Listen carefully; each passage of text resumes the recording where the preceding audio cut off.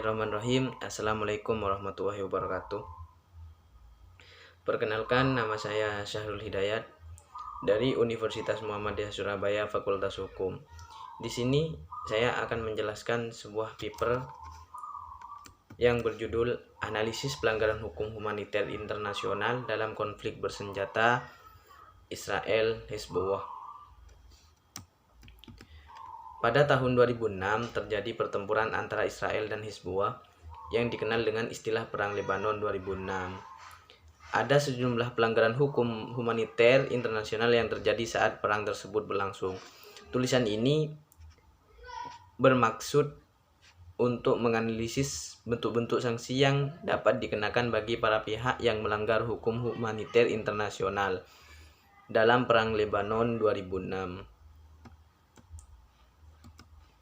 Di tahun 2006 terjadi suatu konflik bersenjata ketika pasukan Israel berhadapan dengan kekuatan bersenjata Hizbullah yang kemudian dikenal dengan sebuah Perang Lebanon 2006. Perang yang berlangsung selama 34 hari tersebut telah mengakibatkan kehancuran terutama di Lebanon Selatan yang merupakan wilayah basis Hizbullah.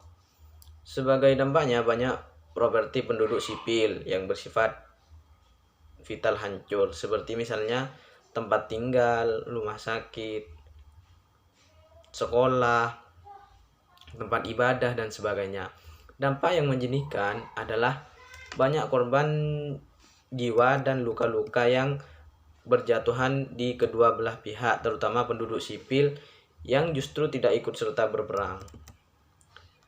Tujuan tulisan ini bermaksud untuk menganalisis bentuk-bentuk sanksi yang dapat dikenakan bagi para pihak pelanggar hukum humaniter internasional dalam Perang Lebanon 2006.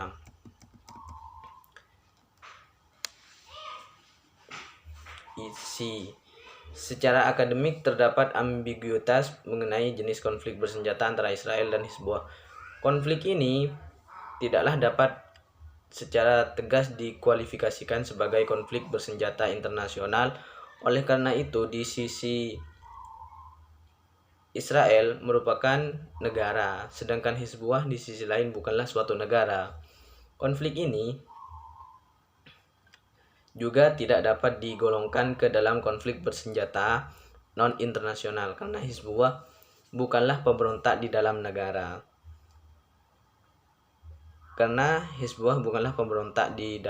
Israel. Dalam hal ini, ada pendapat yang mengkualifikasikan Perang Lebanon 2006 sebagai suatu perang asimetris, yang mana berdasarkan kualifikasi ini, para pihak yang berperang adalah negara melawan suatu entitas bukan negara. Ada beberapa bentuk sanksi yang dapat diberikan kepada kedua belah pihak, khususnya terhadap pelanggaran-pelanggaran hukum humaniter internasional yang dilakukan dalam perang Israel-Hezbollah. Secara umum terdapat 5 bentuk sanksi pelanggaran terhadap hukum perang, yaitu protes, penyanderaan, kompensasi, reprisal, dan penghukuman pelaku yang tertangkap. Secara khusus ada sejumlah bentuk sanksi pelanggaran hukum humaniter internasional yang dapat dikenakan kepada pihak yang berperang, yaitu kompensasi, sanksi militer, sanksi non-militer. Sedangkan bagi individu yang terlibat dalam perang yang melakukan pelanggaran hukum perang dapat dikenakan pertanggungjawaban individu dan pertanggungjawaban komandan. Berdasarkan analisis yang saya tulis, bentuk sanksi lain merupakan sanksi implisit yang dikeluarkan dalam keamanan PBB yang tertuang dalam resolusi 1701 untuk menindaklanjuti konflik yang terjadi.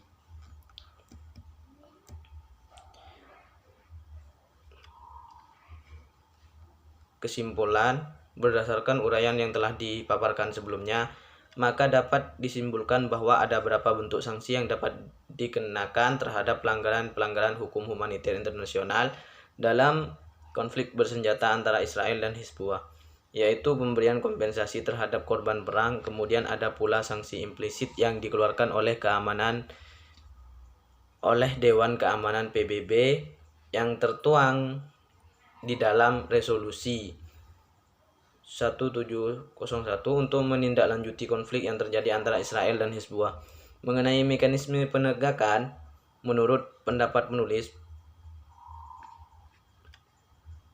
pemberian sanksi kepada para pihak yang melanggar hukum humaniter internasional dalam Perang Lebanon 2006 lebih tepat dilakukan melalui proses peradilan nasional. Sekian, terima kasih. Mohon maaf apabila ada kesalahan kata, mohon dimaafkan. Nun wal qalami wa ma yasturun. Assalamualaikum warahmatullahi wabarakatuh.